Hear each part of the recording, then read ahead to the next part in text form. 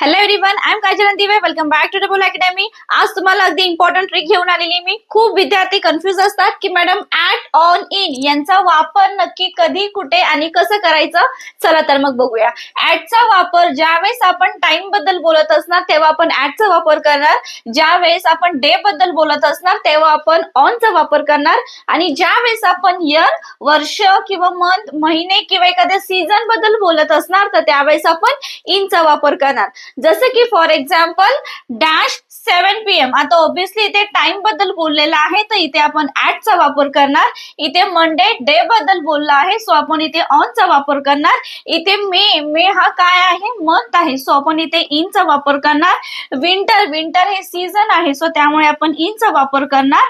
So हा जो 5th one दिलेला आहे -2024 इथे नक्की कसला वापर केला जाणार हे तुम्हाला कमेंट मध्ये सांगायचं आहे. आणि अशा शॉर्ट ट्रिक साठी तुम्हाला डबल अकॅडमी पुणे आपल्या या चॅनलला नक्की सबस्क्राईब करायचे आणि लाईक करायचे. Thank you so much.